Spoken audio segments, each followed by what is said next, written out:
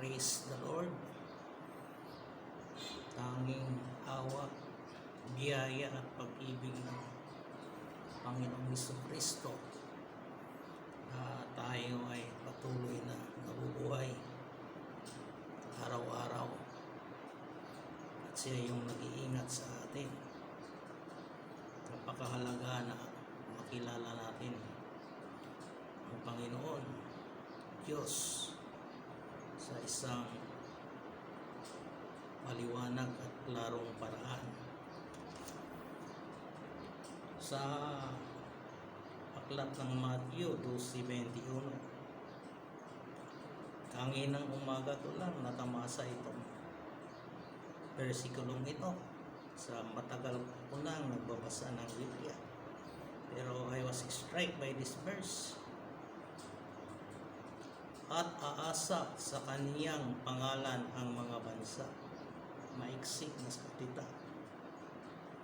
Tayo ay pinagbilinan na ang lahat ng bansa sa buong daigdig ay sa kaniyang pangalan lamang magsiasa. Lalo na nitong kapanahonan ng pagdating ng COVID-19. Sino ba ang makahanap ng solusyon na i-stop ito? Kaya sabi ng Panginoon, aasa sa kanyang pangalan ang lahat ng bansa. Our only hope is Jesus.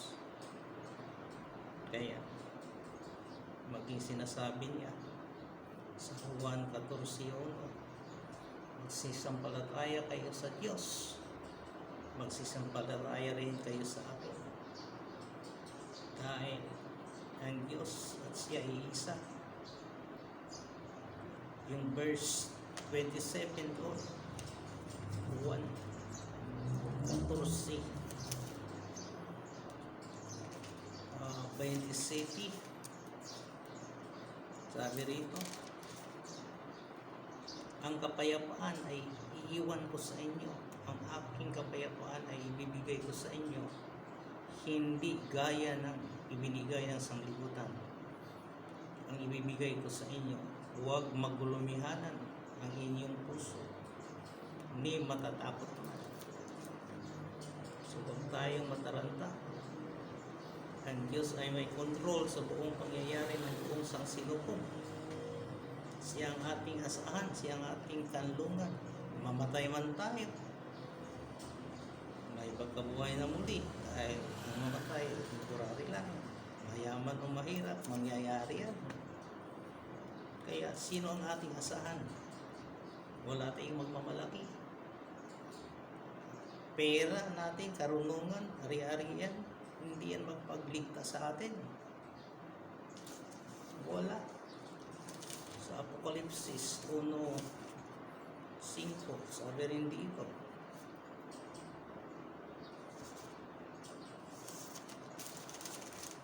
siya ang hari ng mga hari, mula kay Kristo na tapat na saksi, panganay, nauna sa lahat ng mga patay, nabuhay na uli, pangulo ng mga hari sa lupa. Sino ang pangulo? Pinuno sa lahat ng hari sa lupa, si Jesus, na sa atin ay umiibig at nagkalag sa ating mga kasalanan. Yaon ay nagpatawad, naglinis ang ating kasalanan sa pamamagitan ng kanyang dugo. Tinubos tayo sa kanyang kamatayan sa cross.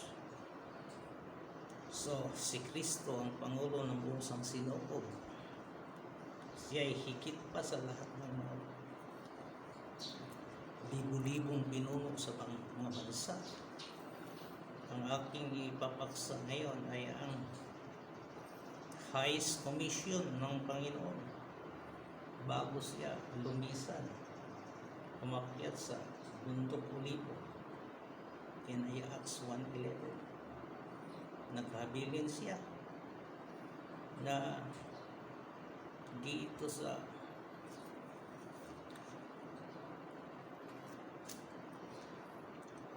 sabi niya sa Matthew 24:14, Sa Matthew 24:14, ganito ang pagkasabi, at ipangaral ang ebanghilyong ito ng kaharian sa buong pinanahan ng lupa bilang patotoo sa lahat ng mga bansa, at pagkatapos ang wakas ay darating. Ang kanyang pangunahing atas, isiwalat ang ebanghilyo ng kaharian, ang pinakataas na ebanghilyo sa buong pinanahan ng lupa, ibig ito sa lahat ng tao ng daigdig, na ipatotoo na si Jesus, Diyos na katangong tao, na matay na buhay ng muli.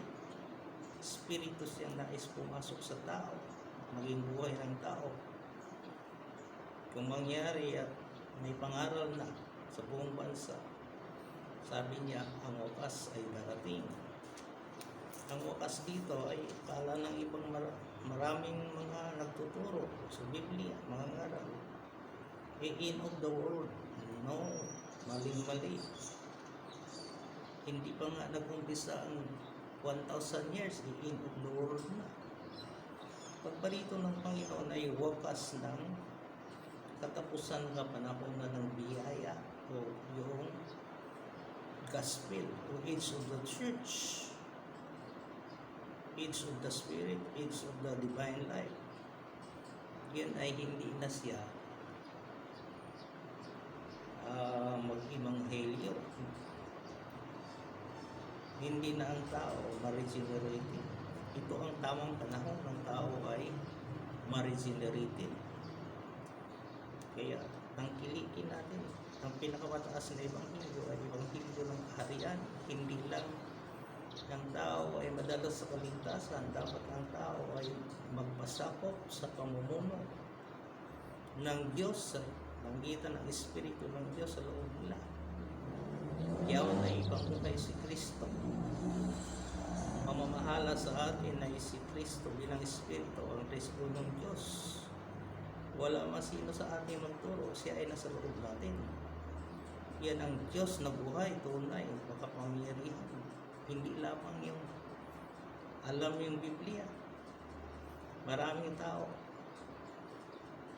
may alam sa Biblia, pero Luke, sabi niya, nais ng Diyos ang tao ay maligtas at makaalam ng buong katotohanan. Hindi yung parsyal. Lord Jesus, sa Matthew 28, ito pa rin ang kanyang commission.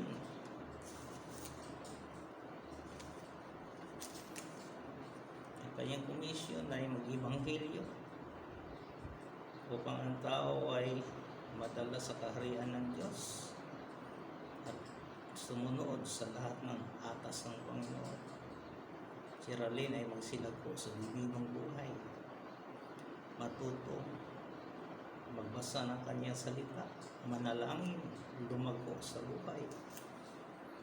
Dito sa 2028,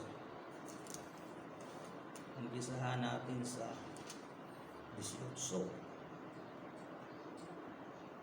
At lumapit si Jesus at nagsalita sa kanila na nagsasabi, lahat ng otoridad, kapahamalaan ng langit at sa ibaba ng lupa ay nasa akin na. Kaya kumayo kayo at gawing mga disipulo ang lahat ng mga bansa. Bautismuhan sila tungo sa pangalan ng Ama at ng Anak ng Espiritu Santo. 20, turuan silang tuparin, ganapin ang lahat ng mga bagay na anumang sinasalita ko sa inyo. Narito, ako ay sa inyo sa lahat ng mga araw. Si Lord Jesus bilang Espiritu, bagat umakyat siya sa langit, siya ay sa atin sa lahat ng mga araw hanggang sa kaganapan ng kapanahunan. Ibig sabihin, hanggang ang age of salvation, church grace ay matutupad. At pagkatapos niyan, mayroon pang 1,000 years. The restored earth. Yan ay Revelation 20. 7 times minention ang 1,000 years. So, bago gaganawin ang buong mundo sa 2 Peter chapter 3, yun ay sa katapusan ng 1,000 years. Kaya mali yung mga taong nagtuturo na pag bumalik si Kristo, katapusan ng whole world. No, hindi pa. Meron pang 1,000 years. Pagpilian yung mga Kristiyanong gumulang tapat at matuwid at na-cooperate sa Panginoon.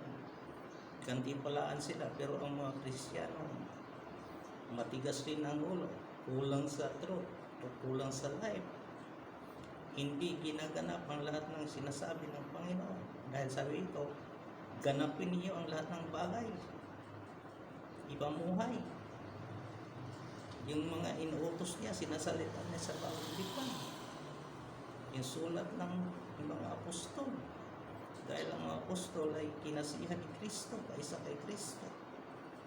So, kailangan ng lahat ng nakasabi sa bagong tipan ay magaganap. Ano yun? Dapat tayong kahayagan ni Kristo. Ating pamumuhay. Dapat ba tayo umarap sa Kanya? Sa Kanyang pagparito. So, ang bigyang diin dito ay magsihayo. Gawing disipulo o gawing followers of Christ. All the nation. God desires all men to be saved. At hindi lang masave. Si Raylene ay bautismuhan matapos silang makapagtanggap ng salita. Dahil sa Biblia, sabi yan sa Acts 2:41, sabi rito,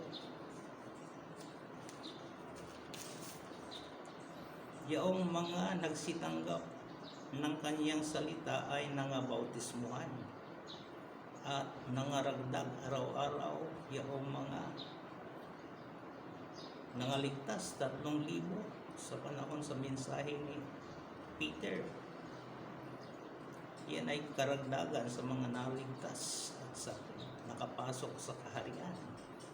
Pwede rin sila ay naidagdag sa church ng Panginoon.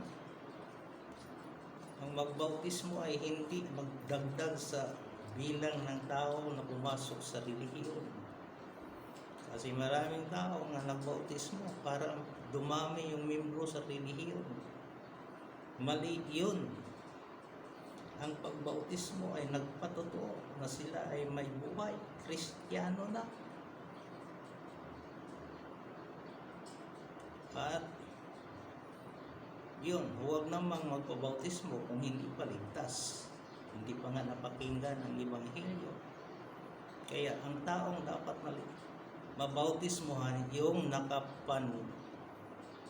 nakapalataya na, nakatanggap na ng buhay ni Kristo, ang nabuhay na muling Kristo Espiritu. At yun ang nararapat. Uulitin ko, ang mabautismuhan ay hindi ipasok sa relihiyon. Malinaw ba? Ipasok sa Kristunong Diyos na maging organikong kaisan niya at sa kaharian niya siyang iglesia ngayon. Yan ang wastong bautismo. Dito sa unang Pedro, may binanggit rin si Pedro dito. 4:16.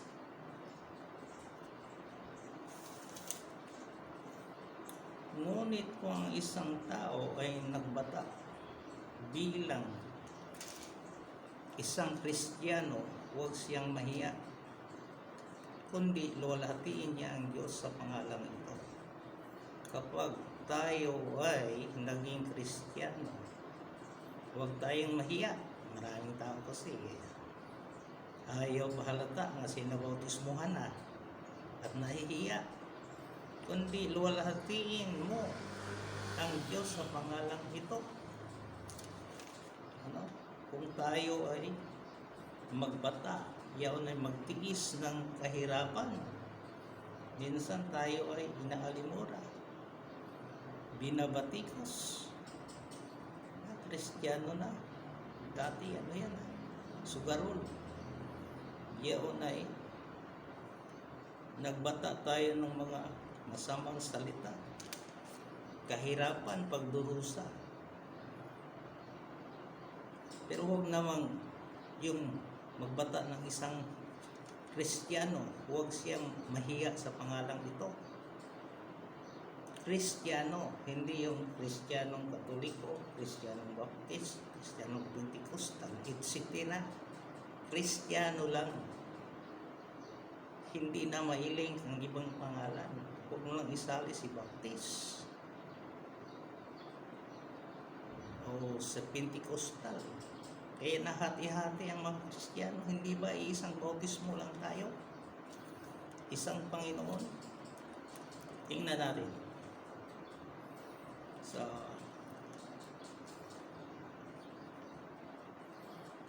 First Corinthians chapter 12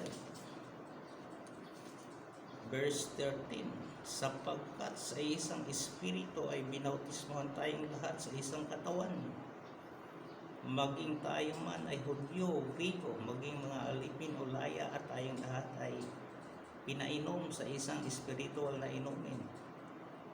Kaya ang pagbautismo natin ay tungo sa isang katawan. Ang espiritu ang isang realidad ng ating bautismo. Ang sino mang nagpabautismo, nawala ang espiritu sa loob niya. Ang espiritu ang nagbibigay buhay. Ang espiritu ito ay ang napasokdol na prosesong Kristunong Diyos, ang nabuhay ng muling Kristo, ang siyang tinanggap natin sa Ebanghelyo.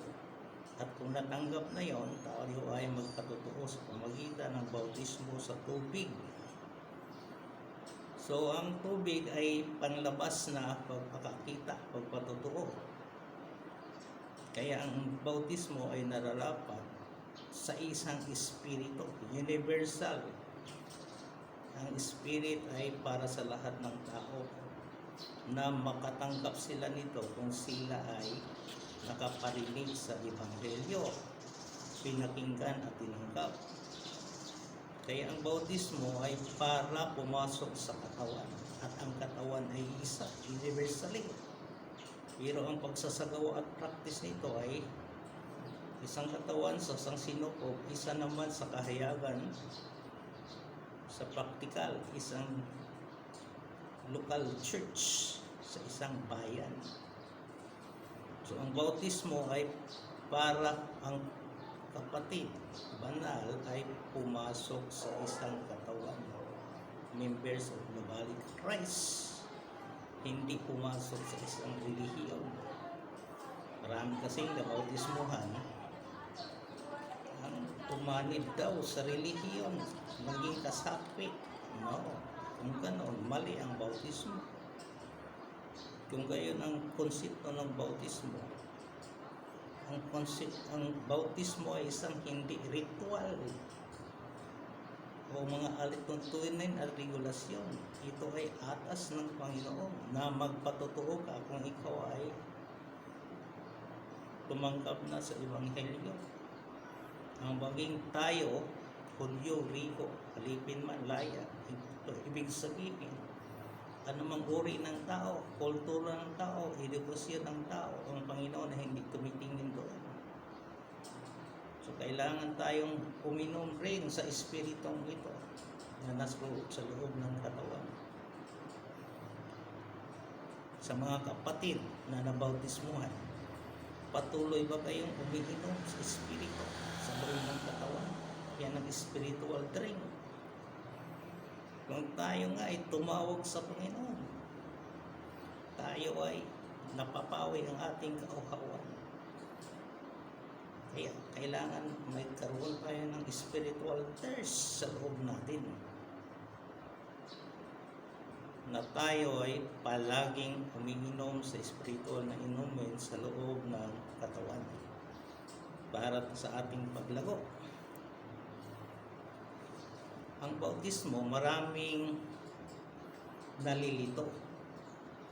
Ano ba ang wastong bautismo? At nagtalo-talo pa ang marami. Pareho naman Kristiyano, maniwala kay Kristo.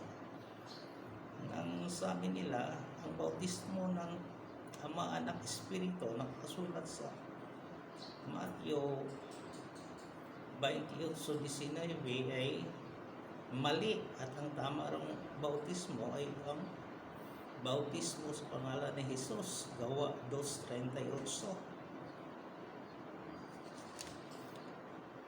Na sinabi sa kanila ni Pedro, magsisi at magbautismo kayo bawat isa sa inyo sa pangalan ni Jesucristo para sa ikapagpatawad ninyong mga kasalanan, at inyong tatanggap ang kaloob ng Espiritu Santo. Ito ay pagsasabi rin ng Biblia na ang nagsisi, tumalikod sa kanilang mga kasalanan at tinanggap ang Ebanghelyo, ang salita ng Panginoon, ay bautismohan sa pangalan ni Jesucristo. Tamang-tama naman ito. Kaya yung Matthew 28:19 hindi rin masabing mali, dahil atas mismo ng Panginoon, siya mismo nag-atas gawing disipulo ang mga tao, dating makasalanan, maging followers niya. Ang bautismo sa Trisonong Diyos ay ilagay sila sa organikong buhay ng Ama, Anak at Espiritu. So ang bautismohan ay hindi pagpasok sa relihiyon, kundi organikong nakipag-isa sa kaprosesong Trisonong Diyos sa buhay, at yan ay magpakailanman. So ang ating relasyon sa Diyos ay sa buhay, at yan ay organiko. Maging ang ating bautismo ay ganon. Ang magbautismo sa pangalan ng Panginoong Hesus ay hindi namin mali, dahil sino si Jesucristo? Si Jesucristo ay ang pagsasakatawan ng Kristo ng Diyos, Colosas 2:9. Yung fullness of God dwells in Him bodily. Ang lahat ng kabuuan ng pagka-Diyos ay sumasa Kanya. So si Kristo ay hindi lang tao. Siya rin Diyos, at siya rin ay Espiritu.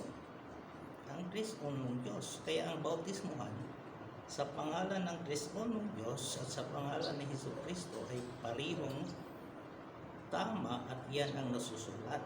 Kasi ang iba nagreklamo, nagbatikos doon sa iba. Mali raw ang bautismo ng Father, Son, and Spirit, at tama ay Jesucristo. Yun ang kakulangan ng pagkakilala sa katotohanan. Kaya nais nating ipahayag na ang bautismo sa pangalan ng Panginoon ay parehas rin sa bautismo sa Father, Son, and Spirit. Galatia 3:23. Sabi ni Apostol Pablo, bautismohan ninyo sa pangalan ni Jesucristo, sapagkat ang lahat ng nabautismuhan tungo sa loob ni Jesucristo ay ibinigay si Kristo. So ang bautismo dito sa loob ni Kristo, upang makapagbihis tayo ng Kristo. Ang ibig sabihin, tayo ay, kung binautismuhan tayo sa loob ni Kristo, maibihis maging kahayagan at pamumuhay natin si Kristo. At ang dating ako, ang dati kong gaway, ang luma kong pagkatao, mabuti man o masama yun, ay na palitan na ng Kristo. Ako isang bagong tao na. So ang bautismo again ay hindi pagpasok sa isang relihiyon, ay kung 10 relihiyon, 10 bautismo. Kaya walang katotohanan sa bautismo. Ang bautismong kinakailangan ay ayon sa salita ng Panginoon. So ang bautismo ay pagpapatunay na ikaw ay Kristiyano na, ligtas na. Bago bautismuhan ang tao ay nakapanampalataya na, nakaparinig na ng Ebanghelyo at naisilang na muli at magpatotoo na siya sa tubig. Ang tubig hindi nagliligtas. Yan ay simbolo lang sa panglabas. Ang nakapagligtas sa atin ay ang panampalataya, ang salita na nagbibigay buhay na si Kristo mismo. Kaya hindi ito nagiging ritual o utos ng tao. At marami pang bautismo na. Bautismo ng bata, infant baptism. Hindi pa nga nakapanampalataya, hindi pa nga nakapakinig ng Ebanghelyo, hindi pa naisilang na muli. Binautismohan yan. Na, ano? Yan ay walang halagang bautismo. Mayroon pa diyang nagpabautismo upang sagutin ng kanyang niligawan dahil kung ayaw mo pabautismo sa aming maging membro sa aming relihiyon, sikta, denomination ay hindi papayagan ng mga magulang at mga ministro at tagapanguna namin. So, yung binata, napilitang magpabautismo. Ang tawag ko roon, naliligo. Walang realidad. Dahil tao ang sinusunod at hindi naman ang panampalatayang tinanggap niya. So, nawa maliwanagan tayo sa paksang ating binabanggit. Si Kristo, Jesus ay ang pagsasakatawan ng Ama, Anak, Espiritu. At ang bautismo ay kailangan ay sa loob ni Kristo. Dito tayo sa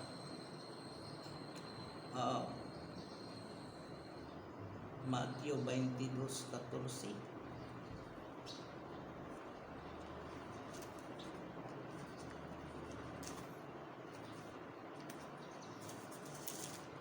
So, ang bautismo ay atas ng Panginoon na gawin ito sa mga sumampalataya.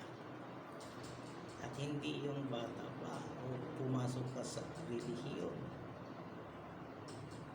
Kaya nga, kung tayong magulumian, Mark 16:16, ang sumampalataya at mabautismuhan, siya ay maliligtas. Una muna, panampalataya.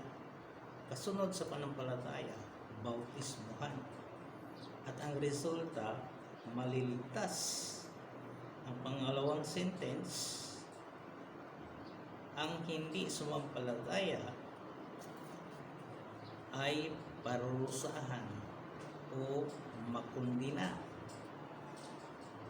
Kaya napakahirap yung hindi sumampalataya. Siya ay makundina.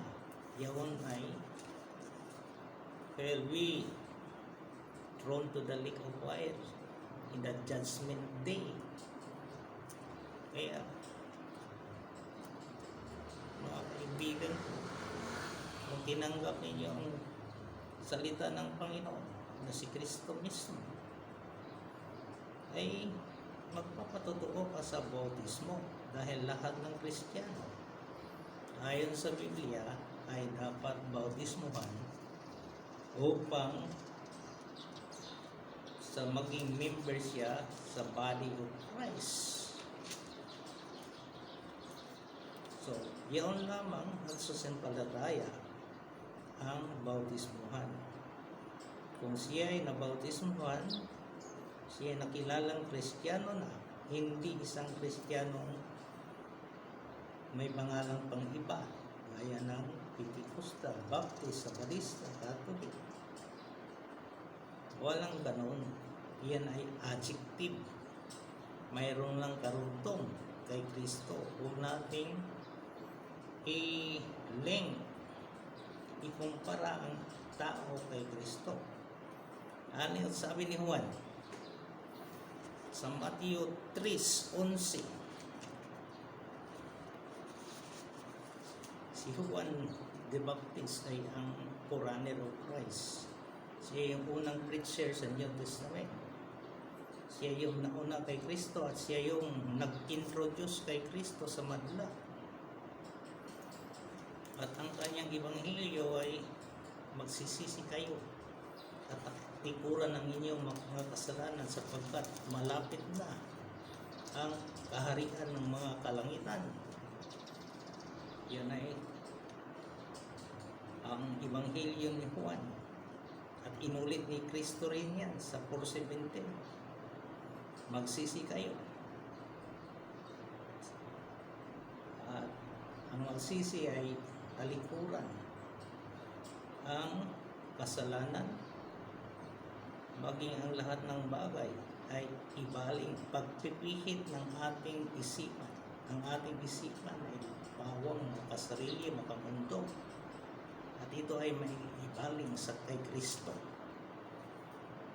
Yaon ay ang tao kasi nabubuhay sa bagay ng sarili at mundo at hindi nakatuon ang isipan sa Diyos. Kaya ang pangunahin, ang pagsisisi ay ibaling ang kaisipan tungo sa Diyos mula sa anumang bagay. Sa 3:11 sabi ni Juan, tunay na binautismuhan ko kayo sa tubig sa